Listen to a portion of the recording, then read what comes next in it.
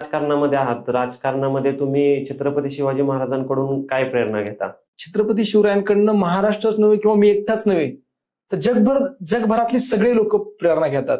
एक नेता म्हणून, एक राजा म्हणून, एक नौदल प्रमुख म्हणून, एक स्वराज्य संकल्प राजमाता जिजाऊंनी छत्रपती शिवरायांवर जे संस्कार केले होते, म्हणजे इथला माणूस नाही तर महाराष्ट्राचंच नाही तर देशाचं छत्रपती शिवाजी महाराजांचं नाव घेतल्याशिवाय इथला इतिहासच पूर्ण होऊ शकत नाही देशाचा.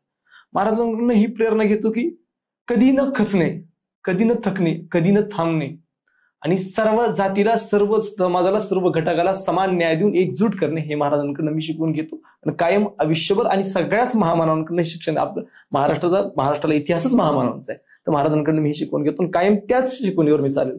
बापू, तुम्ही विद्यार्थी चळवळीतून पुढे आला. विद्यार्थी चळवळीत तुम्ही विद्यार्थ्यांचे प्रश्न मांडले, कष्टकऱ्यांचे प्रश्न मांडले. तर ह्या विद्यार्थी चळवळीला सुरुवात कशी झाली तुमची? मी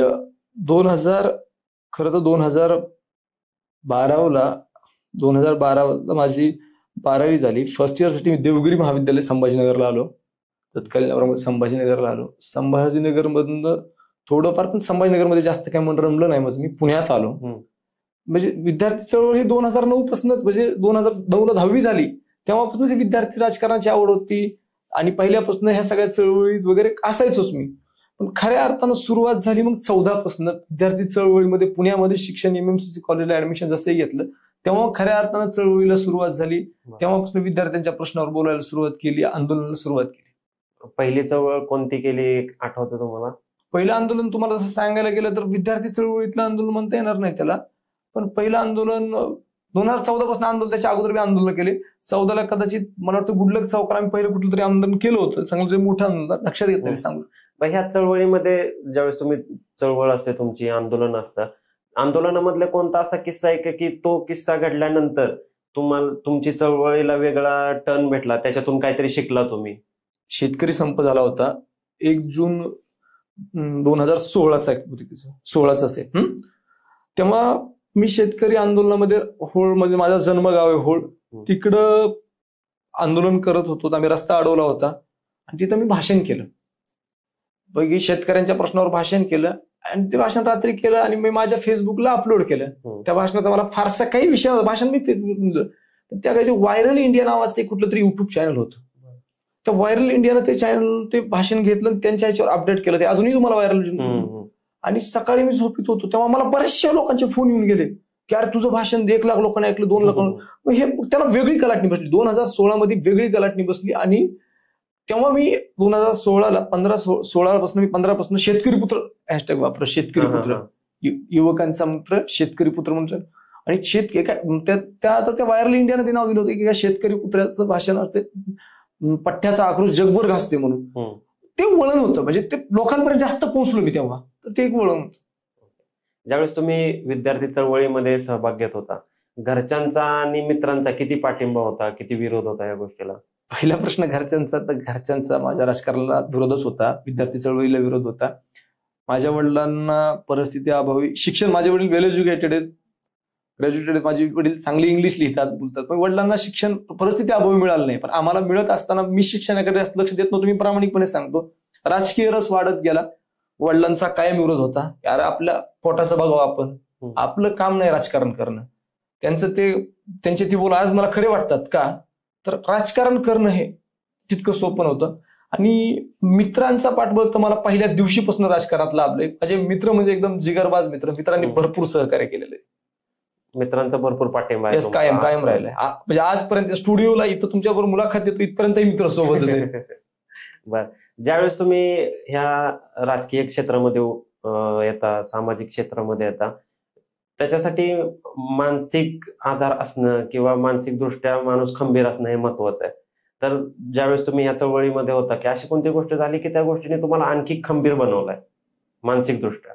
मी 2020ला राष्ट्रवादी विद्यार्थी काँग्रेसच्या अध्यक्षपदाची निवड होती आणि मी ती मुलाखत दिली होती. मला वाटत होतं की यावेळेस आपण राष्ट्रवादी विद्यार्थी काँग्रेसच्या प्रदेशाध्यक्षपदापर्यंत जाऊ.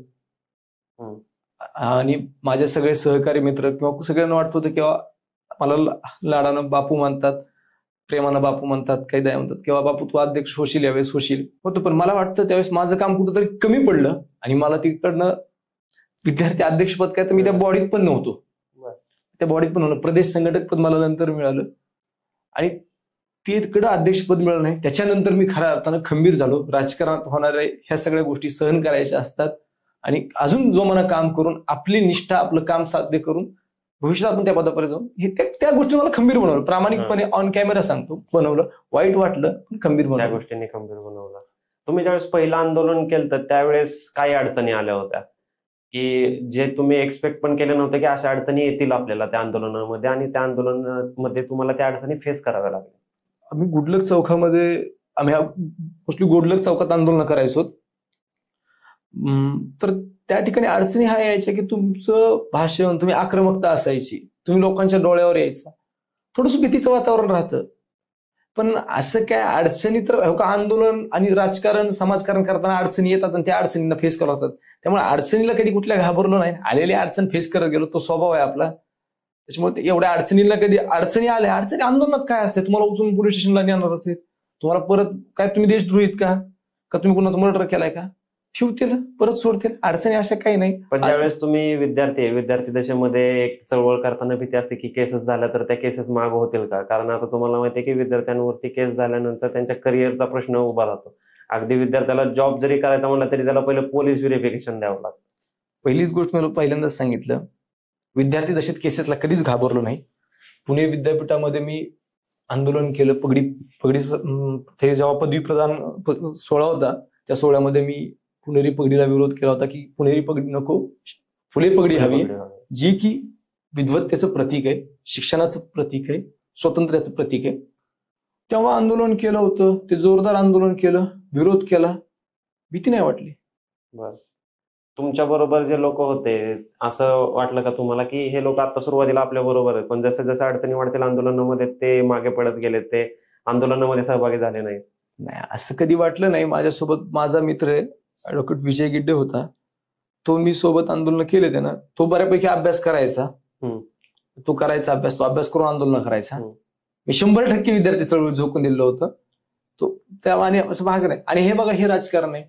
जेवढे लोक आले, काही लोक ग्लॅमर बघून आले, काही सोबत ह्याच्या कॉन्टॅक्ट म्हणून आले. आपल्याकडे पैसे आहेत का नव्हते, आपली गाडी होती का नव्हती, आपल्याकडे काय होतं, आपल्याकडे जे ते फक्त लोक होते ना. काही लोक आलेही आणि त्यातले काही संधी साधून निघाले, जे निघूनही गेले आणि गेलेल्याचा गम नाही मला. हसणाऱ्यांची ही माझे आहेत, त्यांच्यावर 100% भरपूर गेले ना.